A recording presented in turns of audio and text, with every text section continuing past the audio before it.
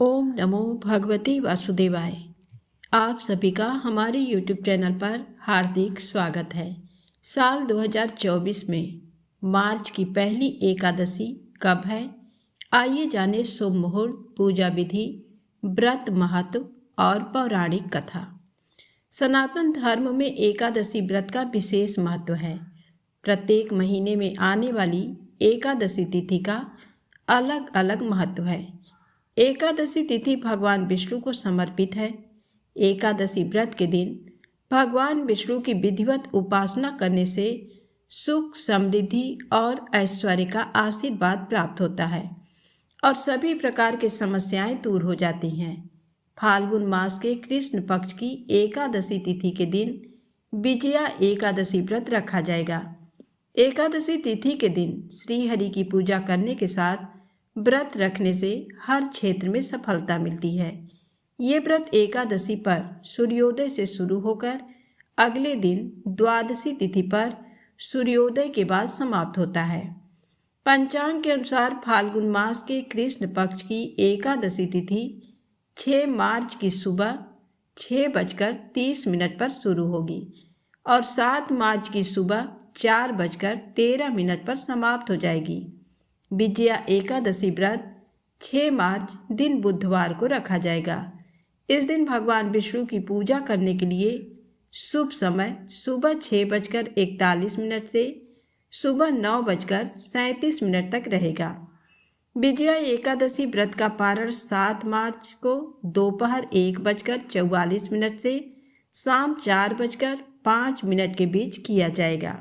एकादशी के दिन ब्रह्म मुहूर्त में उठकर स्नान करें, मंदिर की साफ सफाई कर गंगा जल का छिड़काव करें। चौकी पर पीला या लाल कपड़ा बिछाकर भगवान विष्णु की प्रतिमा स्थापित करें। भगवान विष्णु का गंगा जल से अभिषेक करें। भगवान विष्णु को पीले चंदन, हल्दी, कुमकुम से तिलक करें। भगवान विष्णु को पुष्प और तुलसी दल अर्पित करें। अगर संभव हो तो इस दिन व्रत भी रखें। भगवान विष्णु को भोग लगाएं। भगवान विष्णु की आरती करें। विष्णु सहस्त्र नाम स्तोत्र का पाठ कर सकते हैं। विष्णु चालीसा का पाठ करें। अब आइए जानें विजया एकादशी व्रत की पौराणिक कथा। एक बार युधिष्ठिर ने पूछा, वासुदेव, फाल्गुन के कृष्ण पक्ष में किस नाम की एकादशी होती है? कृपा करके बताइए। तब भगवान श्री कृष्ण बोले, हे युधिष्ठिर, एक बार नारद जी ने कमल के आसन पर विराजमान होने वाले ब्रह्मा जी से प्रश्न किया, सूर्यश्रेष्ठ, फाल्गुन के कृष्ण पक्ष में जो विजया नाम की एकादशी होती है, कृपया उसके पुण्य का वर्णन कीजिए। ब्रह्मा जी ने कहा, नारद सुनो, मैं एक उत्तम कथा सुनाता हूँ जो पापों का अपहरण करने वाली है। ये व्रत बहुत ही प्राचीन, पवित्र और पापनाशक है। ये विजया नाम की एकादशी राजाओं को विजय प्रदान करती है, इसमें तनिक भी संदेह नहीं है। पूर्व काल की बात है। भगवान श्री रामचंद्र जी 14 वर्षों के लिए वन में गए और वहाँ पंचवटी में सीता तथा लक्ष्मण के साथ रहने लगे। वहाँ रहते समय रावण ने चपलतावश विजयात्मा श्री राम की तपस्विनी पत्नी सीता को हर लिया। उस दुख से श्री राम व्याकुल हो उठे। उस समय सीता की खोज करते हुए वे वन में घूमने लगे। कुछ दूर जाने पर उन्हें जटायु मिले, जिनकी आयु समाप्त हो चुकी थी। उसके बाद उन्होंने वन के भीतर कबंध नामक राक्षस का वध किया। फिर सुग्रीव के साथ उनकी मित्रता हुई। तत्पश्चात श्री राम के लिए वानरों की सेना एकत्रित हुई। हनुमान जी ने लंका के उद्यान में जाकर सीता जी का दर्शन किया और उन्हें श्री राम के चिन्ह स्वरूप मुद्रिका प्रदान की। ये उन्होंने महान पुरुषार्थ का काम किया था। वहाँ से लौटकर वे श्री रामचंद्र जी से मिले और लंका का सारा समाचार उनसे निवेदन किया। हनुमान जी की बात सुनकर श्री राम ने सुग्रीव की अनुमति ले लंका को प्रस्थान करने का विचार किया और समुद्र के किनारे पहुंचकर उन्होंने लक्ष्मण से कहा, सुमित्रा नंदन, किस पुण्य से इस समुद्र को पार किया जा सकता है? ये अत्यंत अगाध और भयंकर जल जंतुओं से भरा हुआ है। मुझे ऐसा कोई उपाय नहीं दिखाई देता जिससे इसको सुगमता से पार किया जा सके। लक्ष्मण बोले, महाराज, आप ही आदिदेव और पुराण पुरुष पुरुषोत्तम हैं। आपसे क्या छिपा है? यहाँ द्वीप के भीतर वकदाल्भ नामक मुनि रहते हैं। यहाँ से आधे योजन की दूरी पर उनका आश्रम है। रघुनंदन, उन प्राचीन मुनीश्वर के पास जाकर उन्हीं से इसका उपाय पूछिए।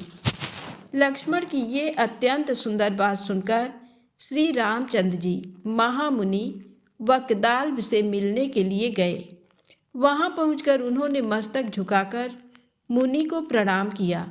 मुनि उनको देखते ही पहचान गए कि ये पुराण पुरुषोत्तम श्री राम हैं, जो किसी कारणवश मानव शरीर में अवतीर्ण हुए हैं।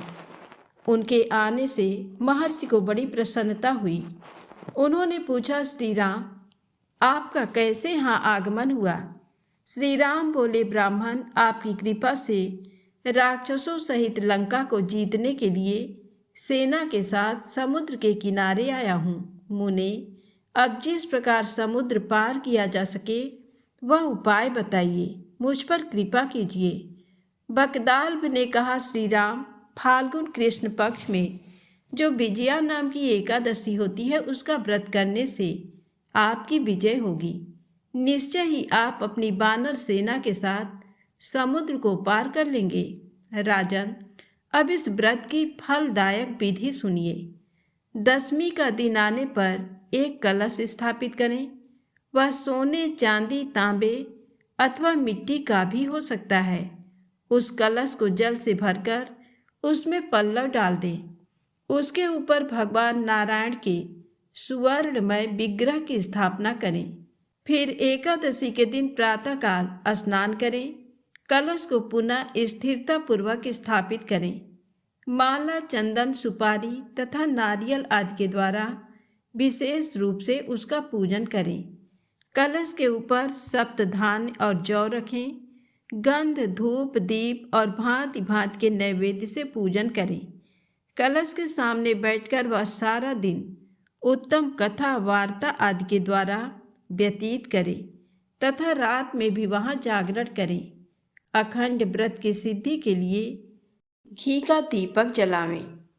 फिर द्वादशी के दिन सूर्योदय होने पर उस कलश को किसी जलाशय के समीप, नदी, झरने या पोखरे के तट पर ले जाकर स्थापित करें और उसकी विधिवत पूजा करके देव प्रतिमा सहित उस कलश को वेद वेत्ता ब्राह्मण के लिए दान कर दें। महाराज, कलश के साथ ही और भी बड़े बड़े दान देने चाहिए। श्री राम, आप अपने यूथपतियों के साथ इसी विधि से प्रयत्नपूर्वक विजया का व्रत कीजिए, इससे आपकी विजय होगी। ब्रह्मा जी कहते हैं, नारद, ये सुनकर श्री रामचंद्र जी ने मुनि के कथनानुसार उस समय विजया एकादशी का व्रत किया।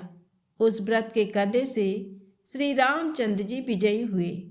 उन्होंने संग्राम में रावण को मारा, लंका पर विजय पाई और सीता को प्राप्त किया। बेटा, जो मनुष्य इस विधि से व्रत करते हैं उन्हें इस लोक में विजय प्राप्त होती है और उनका परलोक भी अक्षय बना रहता है। प्रेम से बोलें, विष्णु भगवान की जय हो।